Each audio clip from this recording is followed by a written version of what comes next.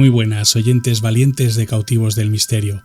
Os damos la bienvenida una vez más a un episodio que os sumergirá en las sombras de la noche, donde esta vez una criatura de la oscuridad acecha las calles sediento de sangre.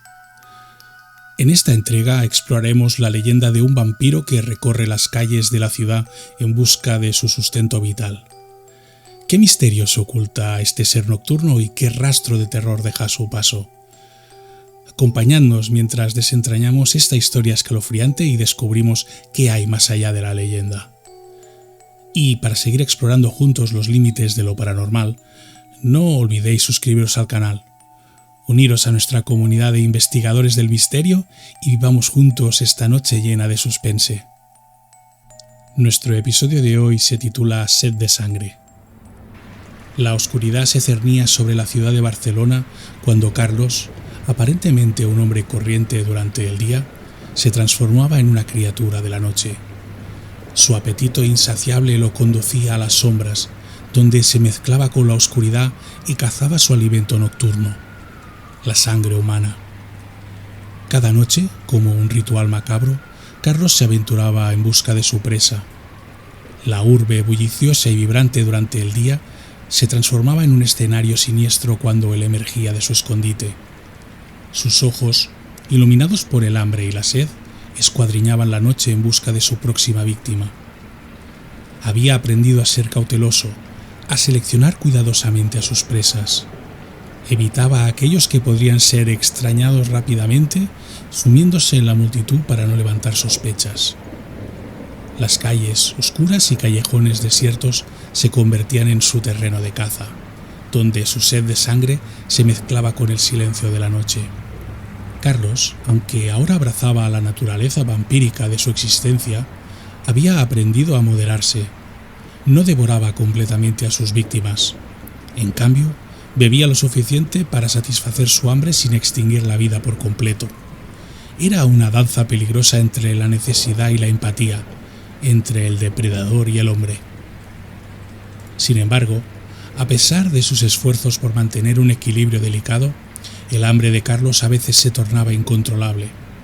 Cuando la sed de sangre alcanzaba niveles intolerables, las líneas éticas se desdibujaban y su instinto primario tomaba el control. Aquellas noches eran las más peligrosas, tanto para él como para aquellos que se cruzaban en su camino. Una de esas noches, la luna llena arrojaba su luz pálida sobre las calles silenciosas. Carlos, sintiendo el hambre intensificarse, se lanzó a la caza con una determinación feroz. Su presa, un transeúnte desprevenido, se convirtió en el objeto de su deseo insaciable. La sombra de Carlos se deslizó sin ser vista, y en un abrir y cerrar de ojos, la presa se encontró envuelta en una pesadilla de la que no podía escapar. Los colmillos afilados de Carlos perforaron la piel, y la sangre caliente fluyó hacia su boca sedienta. Era un éxtasis oscuro, una comunión con la esencia misma de la vida. Pero esta vez, el hambre de Carlos parecía imparable. La sangre fluía sin cesar y su autocontrol se desvaneció en la vorágine de su apetito voraz. Cuando finalmente se retiró, la figura inmóvil y desangrada quedó abandonada en la penumbra. Carlos, empapado en la oscura esencia que lo alimentaba, se retiró al abrazo de las sombras, dejando tras de sí una huella de destrucción. A medida que el sol anunciaba la llegada de un nuevo día, Carlos regresaba a su vida cotidiana, ocultando su verdadera naturaleza tras una máscara de normalidad. Sin embargo, la vergüenza y el remordimiento la atormentaban. La huella de sus noches de hambre se manifestaba en cuerpos casi momificados, testigos silenciosos de su incapacidad para controlar sus impulsos más oscuros. La dualidad de Carlos se volvía más pronunciada cada día que pasaba. La lucha interna entre su humanidad y su sed de sangre lo llevaba al borde de la desesperación.